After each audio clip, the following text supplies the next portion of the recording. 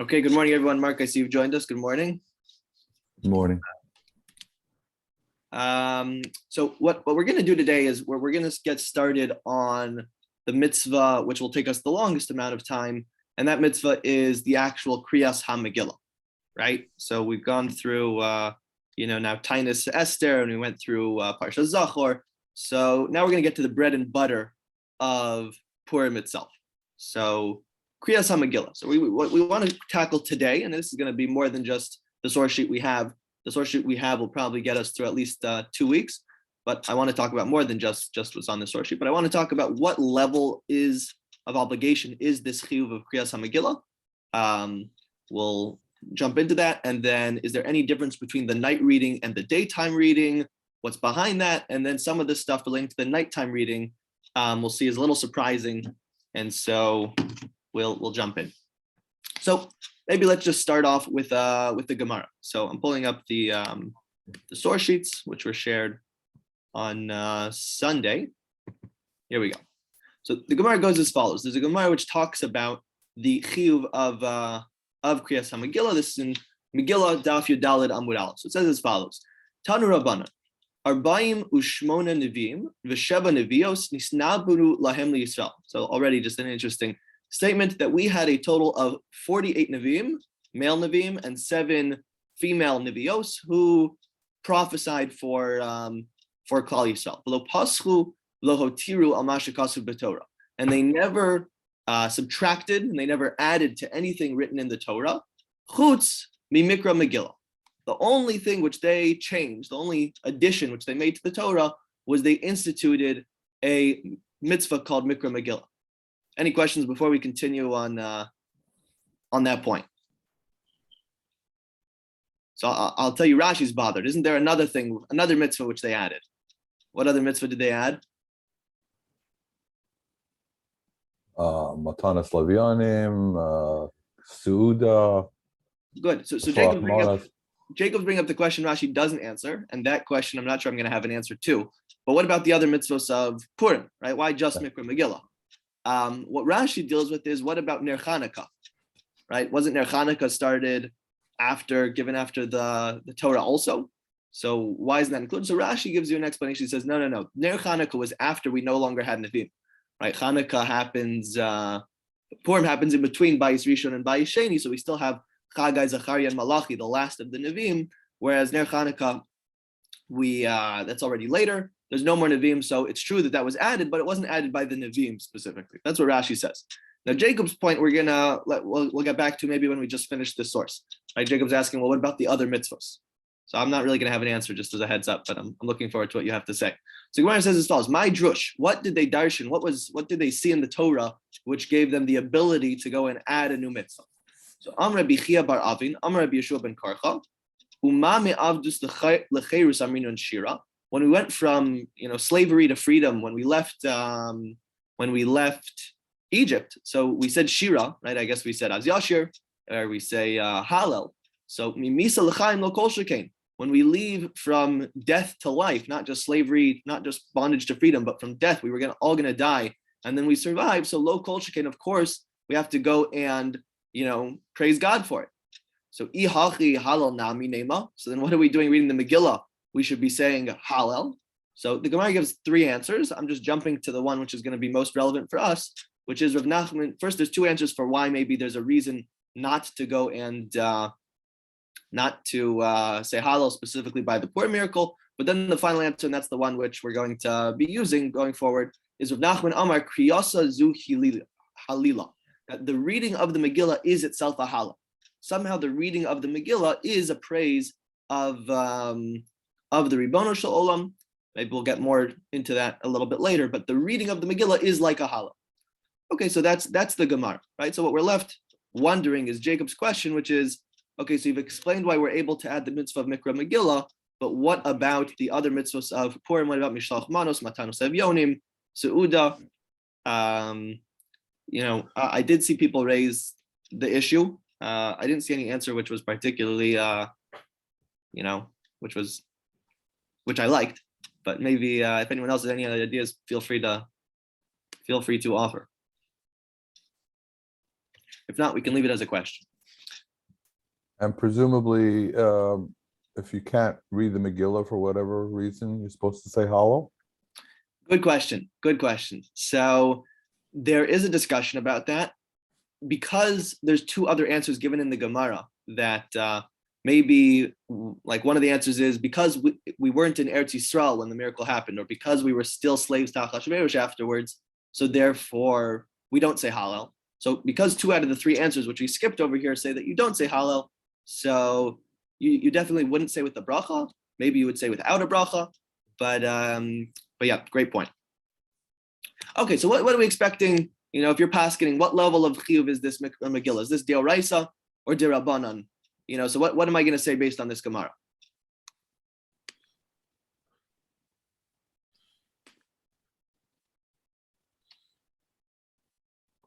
Well, is Hallel deoraisa or derabanan? Which Beautiful question. So Hallel is a machlokas rishonim between the Rambam and the Ramban, and also the Bahag. The Rambam thinks it's derabanan in general, and the Ramban defends the Bahag, who thinks it's deoraisa.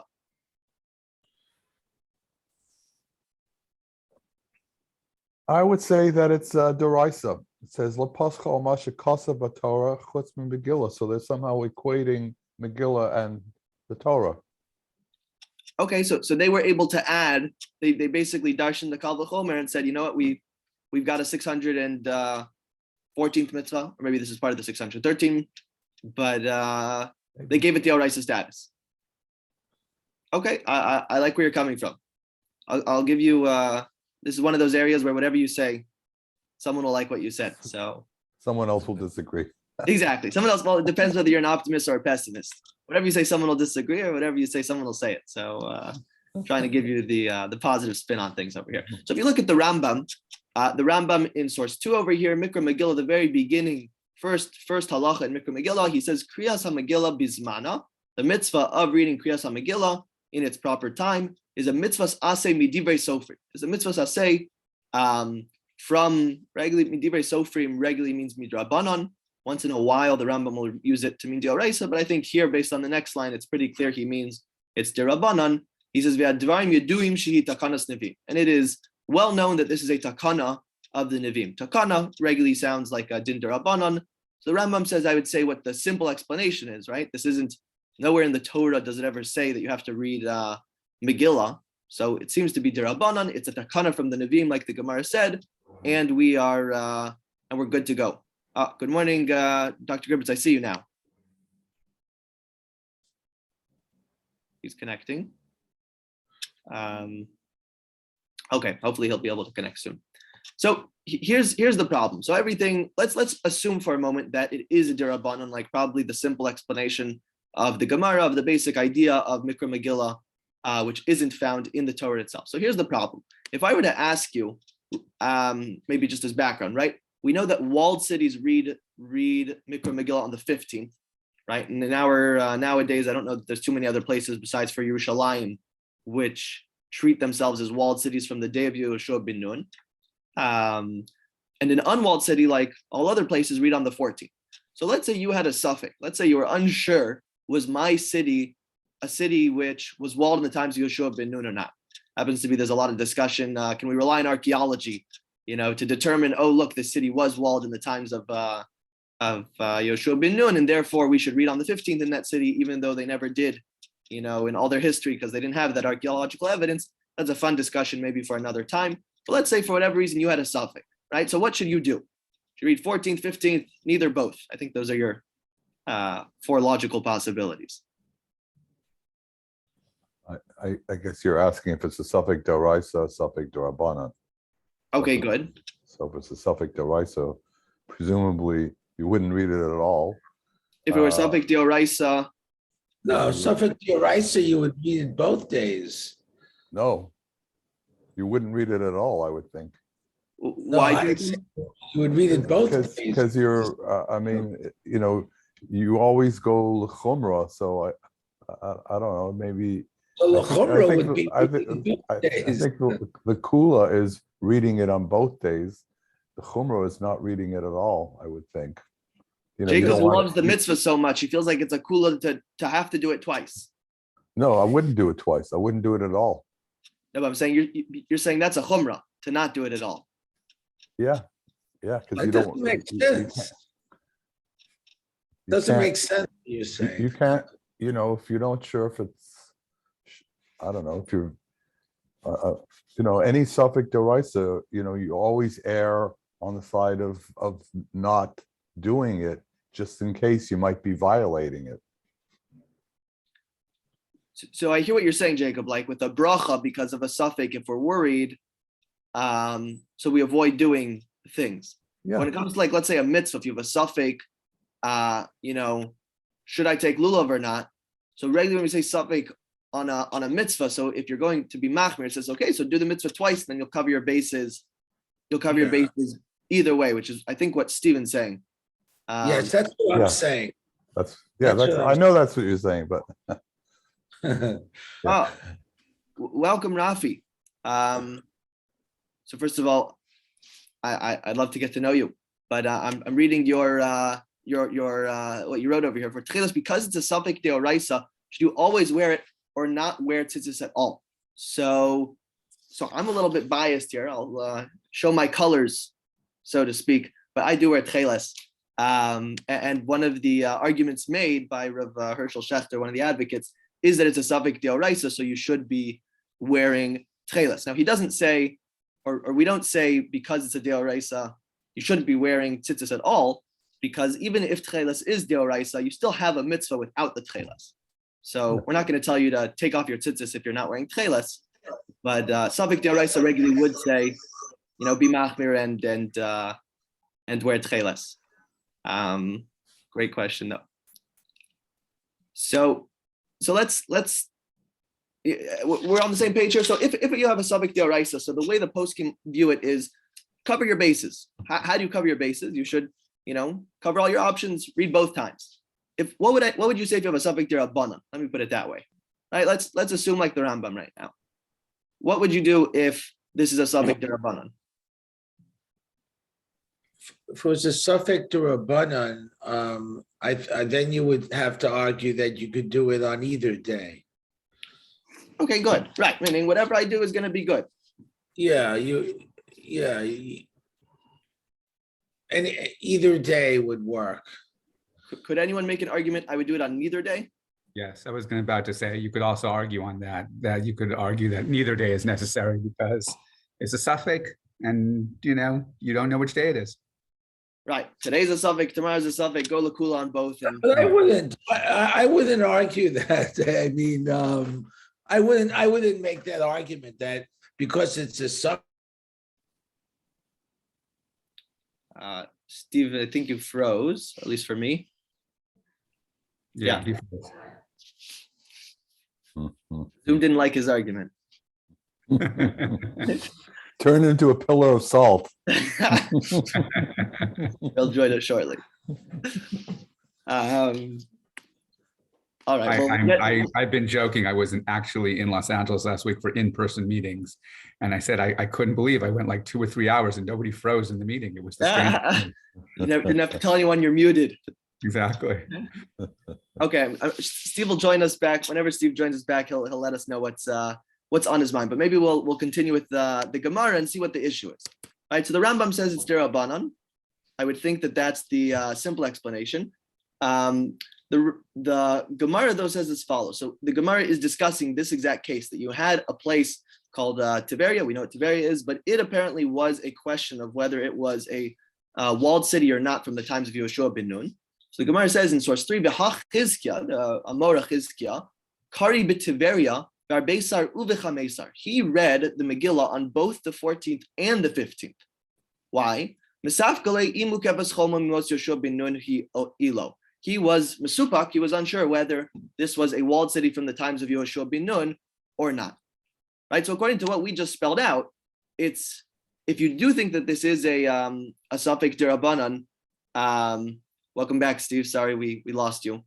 No, but what I was saying, it doesn't make sense that because it's a suffix, which day that absolves you from the mitzvah. I mean, it's clear that there's a mitzvah, but the suffix is which day to do it. So just because there's a suffix which way to do it, it shouldn't say you don't do it at all. You pick one day. Or so, but the idea is if the mitzvah has to be performed on that specific day, then the question becomes, if you are not sure which that day is, are you obligated to do it? But I think what we're talking about right now in the Gemara is sort of the flip side of that question. Right. So Steve, I'm not sure if you caught the last source. What the last source said is that Chizkiah and Amora, he was mesupak about which day it was, and he read both days for that reason. So whether you take Mark's explanation or Steve's explanation, I think you could argue both ways. In logic, I could hear both possibilities, that either I should read neither day or just read one day. But what I would not have said is you should read both days. So what's the explanation of the Gemara that you're reading both days if this is really a suffix derabanan? How did the Rambam read this Gemara and those who held like him? So that's the first question. And we'll see, this is really where things start opening up, that maybe this is not in fact a suffix derabanan, right? So we already had, I forgot already who raised the possibility, maybe it's Dioraisa, it's a Kal V'chomer from Hallel. But if you look at the Chasam Sofer, so he makes exactly that point. The Chasam Sofer over here in source 4, he says, no, we've been misunderstanding. It's not so clear that this is a din derabanan. He says as follows: the halachos gedolos, the bahag, svirale, kriyas halal dioraisa. Right? The bahag, we mentioned this earlier, thinks that halal is in fact a chiyuv dioraisa in general, meaning let's say it's Pesach. So when you say halal, that's a chiyuv dioraisa. You're doing a mitzvah dioraisa when you say halal, according to the bahag. Behechzik biyado haramban b'sefer mitzvos, and the Ramban backs him up. He says that makes a lot of sense. However, Rambam hisig al halachos gedolos b'sharashim sham, but the Rambam is masig. He corrects, so to speak. He disagrees with the bahag, and he thinks halal in general is only deraban. So says the Chasam Sofer, since we said in our first source on Daf Yudalad, the Anshe Knesses Hagedolo Lamdu Kal V'chomer, that they learned a Kal V'chomer, Hashtami Abdus Lecheirus Amrin and Shiram and Misa L'chaim L'kol Shekain, that if we're going to go, when we go from bondage to freedom, we say halal, so Kol Shekain when we go from death to life, V'rei Kal V'chomer Dioraisa Hi. We know that a Kal V'chomer in general is a Dioraisa principle, right? We say that in Rabbi Yishmael, every day we say the Yud Gimel Mido Shatar Nidreshes Behem, the 13 ways you can derive a din Dioraisa, and one of them is a Kal V'chomer. So it's a Dioraisa principle. The Torah nitna lidosh Yud Gimel Midos, right? The Torah, you can use all 13 Midos to go and learn Dioraisa concepts. So the Kriya, the Halal of Purim is also Dioraisa, says the Chasam Sofer, at least according to the Bahag and to the Ramban. And therefore, the Kriya Sahalel the Kriya of the Megillah, which is the Halal, is Dioraisa. And with that, we can totally understand. We have no issue with the Gemara, with Chizkiah reading 2 days, both the 14th and the 15th. So that's the Chasam Sofer. The Chasam Sofer says point blank, Megillah reading, believe it or not, is Dioraisa. It's as important, or you get as many mitzvah points as eating matzah on Pesach and shaking lulav on Sukkot, is reading Megillah on Purim, even though it happened way after the Torah was given. Now that's very nice, but it doesn't actually answer our question, because we wanted to know, well, what would the Rambam say? Right? The Rambam, who clearly holds it's derabanan, how on earth did he read this Gemara? So for that, we can look at the Ran. The Ran in source 5 over here, he addresses the question we're addressing in general. What do you do when you have a suffix, whether you're a 14er or a 15er, so to speak? So he says as follows: Le'inyan ayaros, source 5. Le'inyan ayaros hamasupakos imhein mukafin choma mimos Yoshua benun olo. Let's say you have a question. You're not sure if your city is a 14er or a 15er. Horu ha'gaonim zal. The gaonim paskin sheholchin bahen achar rov ayaros. Just follow the majority of cities. What's the majority of cities? Sheruban einan mukafos chom mimos Yoshua. That most cities are not, we're not surrounded by a wall in Yoshua's time, according to Behen Yudalid. And therefore, in your place, which you're unsure about, so you should read on the 14th, just like all the other ones do. Meaning, we have a principle of rov. When you have a suffix, follow the rov, and the majority is a 14er place, so too you should follow the majority. Ve'od, shafilu tomar shu suffix shakul. Even if, let's say, you want to tell me, I don't know how you would have told him this, but even if you want to tell me that for some reason your suffix is 50-50, I don't know exactly how you have a 50-50 suffix, meaning half the cities in the world were clearly not walled at that time. But even if you want to tell me that this is somehow a 50-50 suffix, havale suffix shall divrehem, this is a suffix on a din derabanan ula kula. So how does he say you should do if you have a suffix on a derabanan?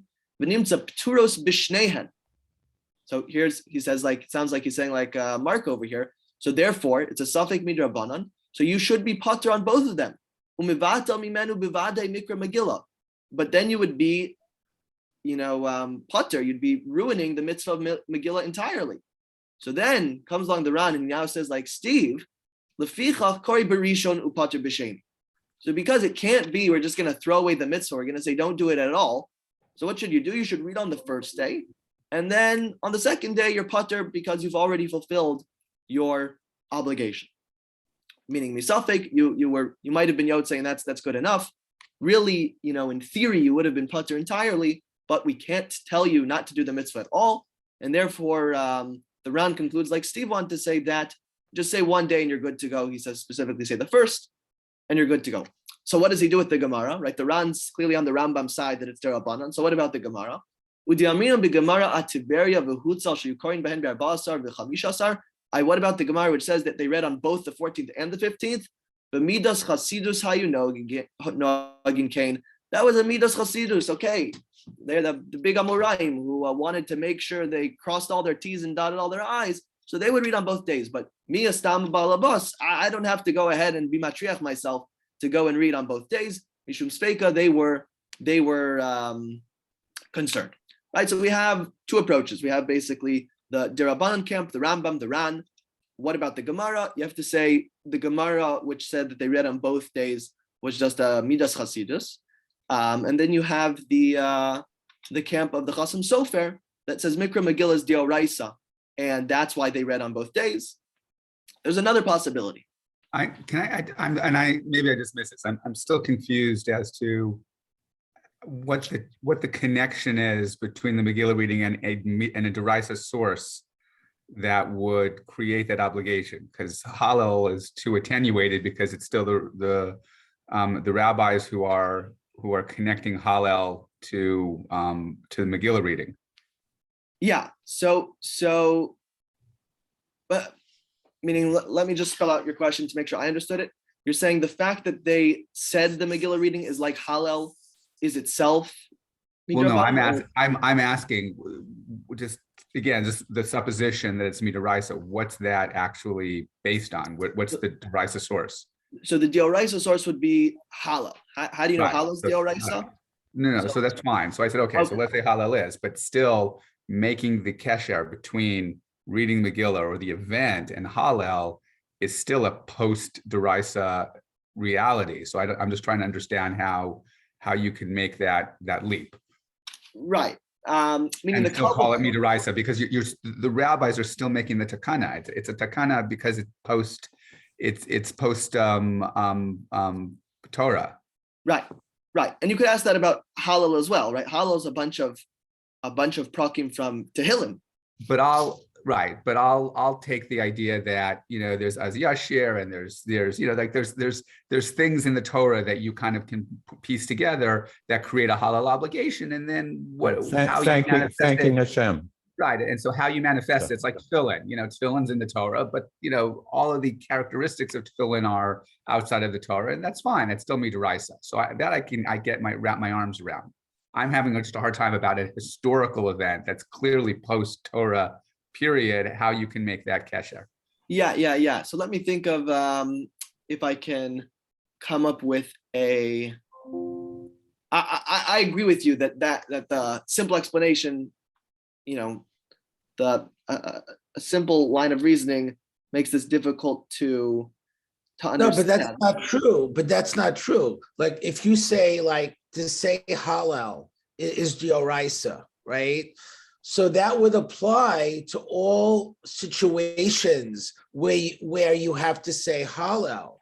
So just because the situation that arises that forces you to say Hallel comes after the Torah period doesn't mean that the mitzvah is not dioraisa anymore.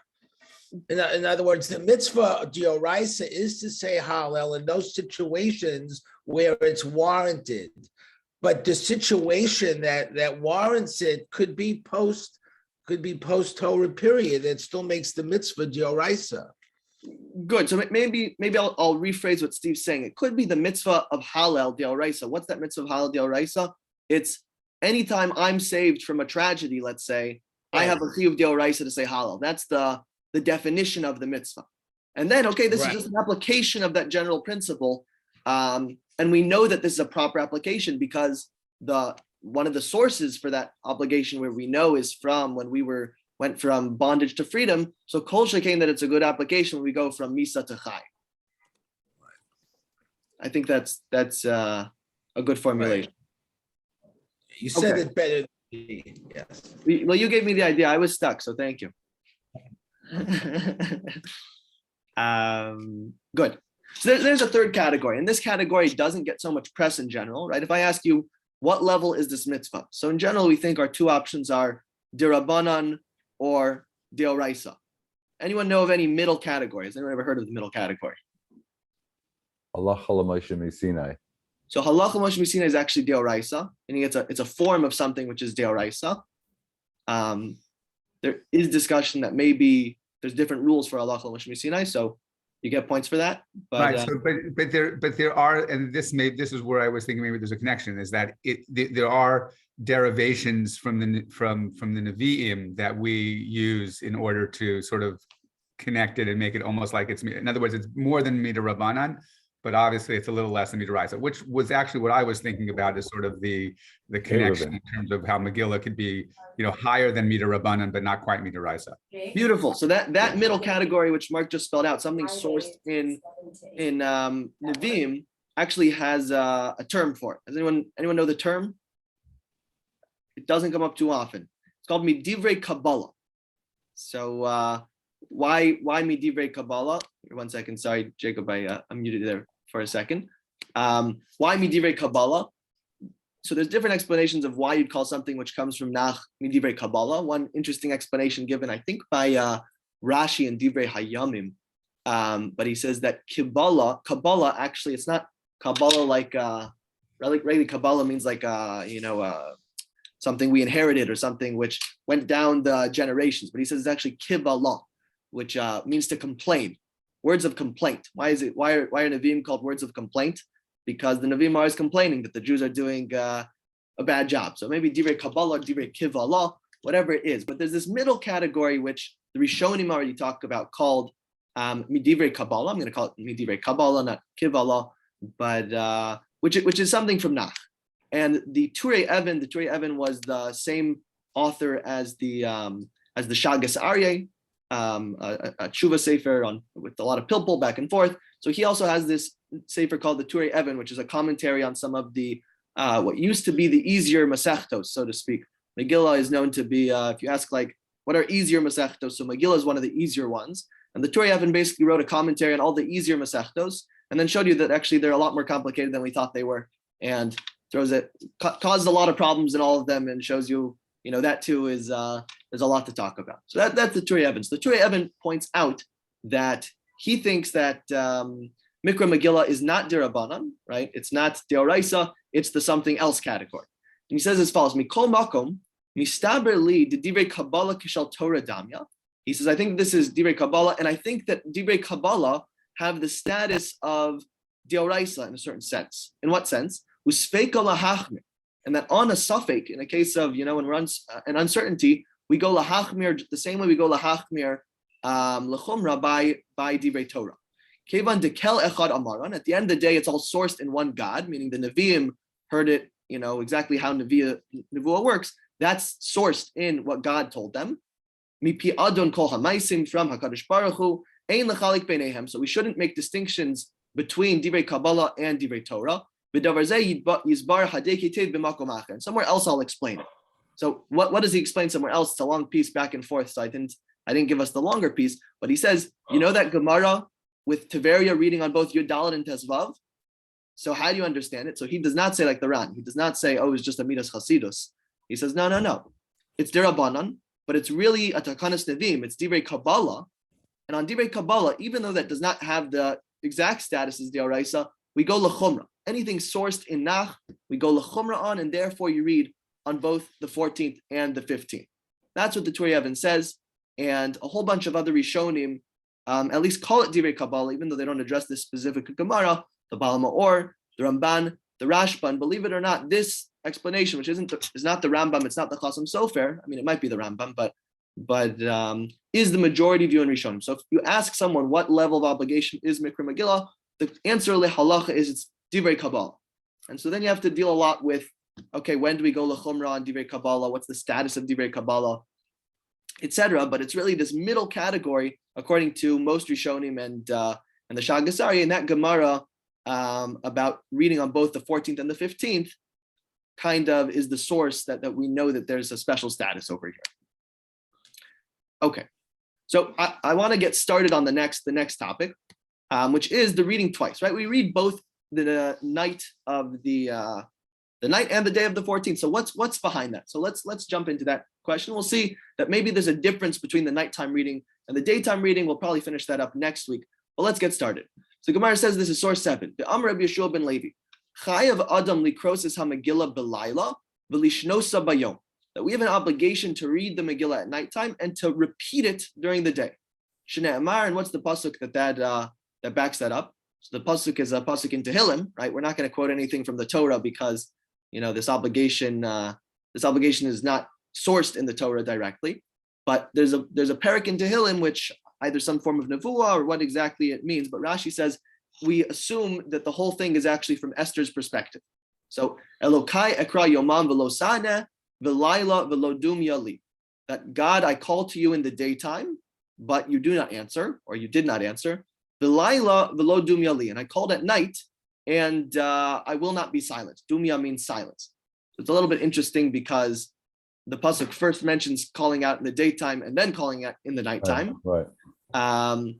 But this is the source which Rabbi Yeshua ben Levi gives. That this pasuk, I call both, I cry out to you, Hashem, both at night and during the daytime, tells me that I should read the Megillah both during the day and the nighttime. That's what he says. So Savar Mina, the people in the base Medrash thought, what did he mean? The Mikraya Belayla. He meant that by you have a chiyuv to read the Megillah at night. So Mikraya Belayla, I should read it at night. Very interesting havamin over here. They thought that what does it mean? It means during the daytime you should go and learn the Mishnayos relating to that. Learn Mishnayos Megillah. Right? Why did they think that? Because he used a funny language. He used the language of you have to read it at nighttime. V'lishnosa. So right, lishnosa or lishanosa. I'm not exactly sure the diktuk. Maybe someone else knows better. But shinun also like v'shinantam levanecha. So sometimes we use that as a reference to Mishnayos, to learning. So they thought, he meant that you should read the Megillah in the daytime, and at nighttime you should have read the Mishnayos beforehand. Excuse me, the other way around. At nighttime you read it, and during the daytime you would read the Mishnayos. So Amar lahu Rabbi Yirmiyah said to them, no. It was explained to me what Rabbi Chia bar Abba meant. What he meant is the same way that people say, I'm going to go over the parsha and repeat it. So when he said lishnosa meant to repeat. So it means you read the Megillah in the nighttime and you read the Megillah during the daytime. I'm a product policy manager. There's little agreement whether we should be. So that source we can talk about. There's a lot to talk about. What was the Havamina and why is Rabbi Yeshua ben Levi the first one talking about this? Rabbi Yeshua ben Levi is he's a first generation Amora, right? So what was everyone doing before Rabbi Yeshua ben Levi that all of a sudden Rabbi Yeshua ben Levi has to tell us this? So we'll get back to that. Hopefully, we'll probably get back to that next week. Itmar Nami, Am Rabbi Chelbo, Am Rabbi Ula, Bira, Chayav Adam Likrosa Megillah Belayla Lishnosa Biyom. So Rabbi Chelbo, it says in the name of Rabbi Elbo, in the name of Ula, the exact same thing, that you have to read it both in the night and the day. And now, interesting, here's a different pasuk. Shneimar, L'mani zamercha chavod v'lo yidom, Hashem Elokai l'lamodeka. That I'm going to go and praise, right? I'm gonna give zemer to you. Chavod, I don't exactly know how to translate chavod over here, how it fits into the pasuk. But I'm going to give chavod, I suppose, or maybe he's referring to HaKadosh Baruch Hu as chavod. V'lo yidom, I'm not going to be quiet. Hashem Elokai l'lamodeka, I will always praise you. So the fact that it says twice, it says I'm going to be lizamer, and I'm also not going to be quiet. So we learn from there that you should do it both in the nighttime and during the daytime. Right. So you have two different psukim, and I want to just maybe we'll finish off with this question. which is, why do I need two different psukim? Is there a difference between what these two different psukim are telling me? The first pasuk says, I'm going to call out, I'm crying, I'm calling out to God in both day and night. And the second pasuk says, I'm giving praise. Basically, let's translate it as day and night. So is there any fundamental difference between those two psukim? Why do I need two psukim?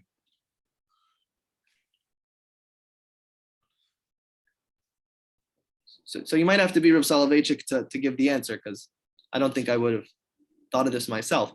But Rav Soloveitchik has I'll take a stab before him. Yeah, go for it. Okay, so first of all, the Gemara originally said that they wanted to derive the fact that you should say Hallel on Purim from Kriyas Yamsuf, which was a Shira. So therefore, the second pasuk is about a Zemer, which is about a song. So maybe that's how they feel like, more. It's when you're comparing Mikra Megillah to things, you want to compare it to a song. Beautiful. So Jacob, 100%, right? So the Mikra Megillah is a Hallel, right? That's what we said on your doubt. So Jacob's pointing out. So that's why you're going to call it a Zemer. You're going to call it a song of praise to HaKadosh Baruch Hu, because the Megillah is a subtle praise of Hashem. Thank you so much for doing Nisim and Niflos to us, even though, right, it's interesting, not once in the entire Megillah does God's name actually come up, but it itself is a praise. So what about the other one? What about the other pasuk, which, I'm crying out to you? How does that fit with the Megillah? You're just asking why there's two psukim. I gave you one. Okay, you gave me one. No, Jacob, you're Potter. Everyone else has to figure out the second one. So I'll read you a piece from the Hare Kedem, written by Rav Shurikin, a Talmud of Rav Soloveitchik. So he quotes Rav Soloveitchik as saying as follows: so Jacob hit the nail on the head with the praise of God. He focuses on the other pasuk, which is what about Elokai Ekra Yomam V'lo Dumi Ali, etc. So Yesh b'Kriyas HaMegillah mishum kiyum shel tefillah. Says Rav Soloveitchik, the reading of the Megillah itself is actually a kiyum of tefillah. It's a prayer. Sha'al yedei zeh sha'anu korin b'Megillah, that when we read the Megillah, He'ach, there should be a hey over there. How all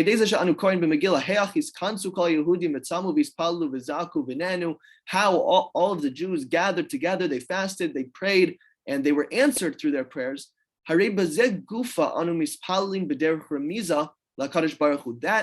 That telling over of the story is really a subtle tefillah to HaKadosh Baruch Hu. The same way that he redeemed our ancestors in those days. Or Bizman Hazeh. It's an extra base over there. I copied this off of the Sefer, so there's a few typos.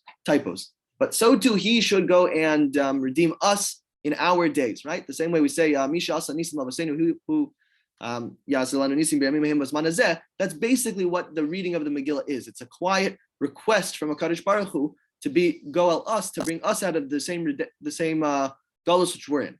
With tefillah hari kaimalan bivrachos. There's a rule by tefillah, which the Gemara in Brachos says, Imra Adam she's palal lo nene yachzor v'yispalal. That if a person davens once and he's not answered, so go and daven again. You shouldn't daven for something just once. If you haven't been answered, so try again. And that's why we read Megillah both at night and during the daytime.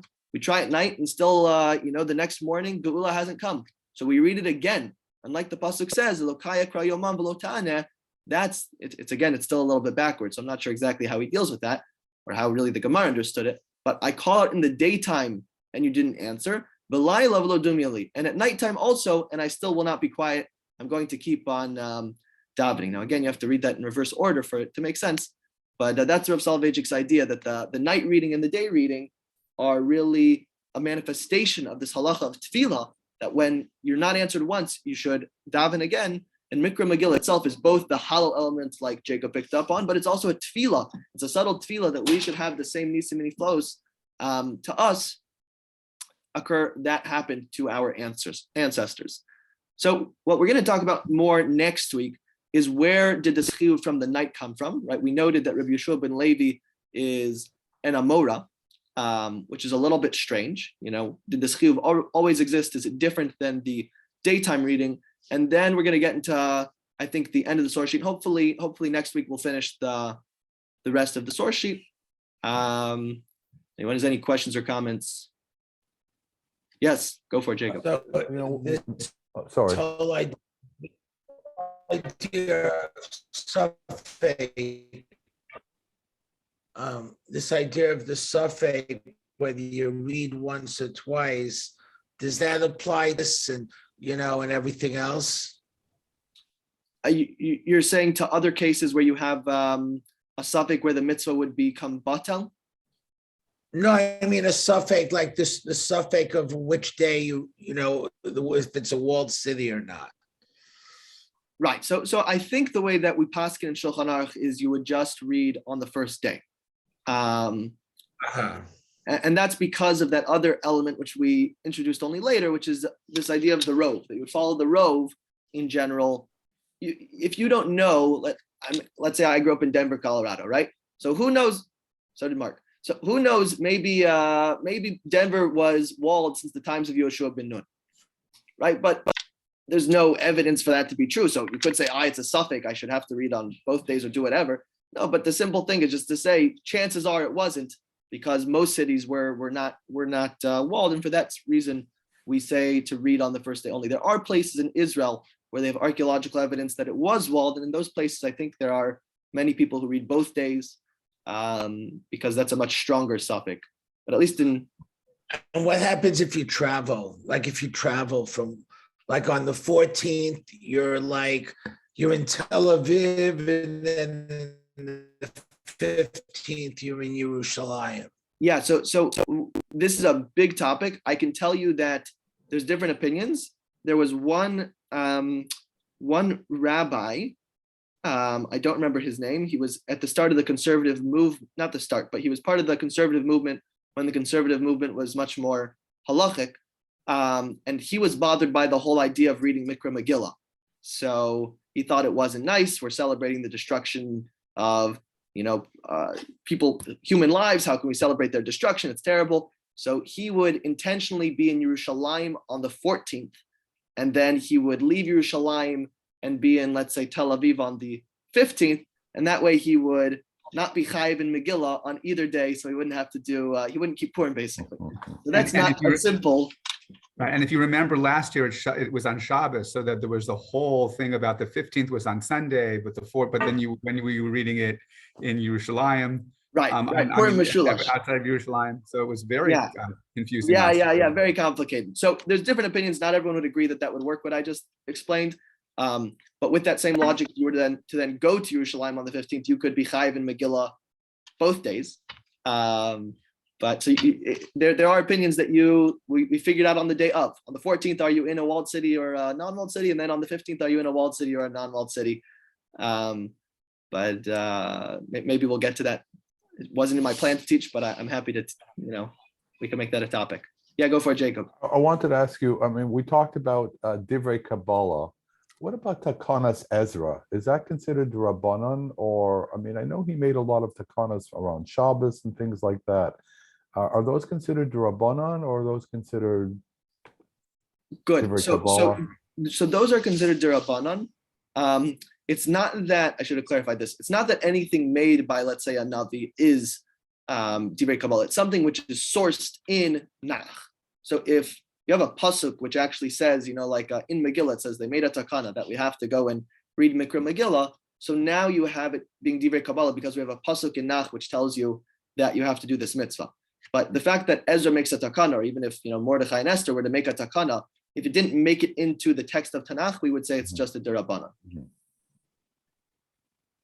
Don't we say like certain things like on Shabbos or Erevin or something is Takanas Ezra? Yeah. Shabbos, the reading of Muktzah or like Erevin, back to David and Shlomo even. Shlomo, yeah. Yeah. And then Netilas Yadayim also, I think they say was started by Shlomo, and Ezra made a ton of takanos. Used to be you'd have to go to the mikvah all the time because of Ezra, but we don't really keep that anymore. Okay, so those are considered Durabanan. Those are considered Durabanan, yeah. Okay, have a fantastic day, everyone. Thank you. Thank you for coming. Rabbi.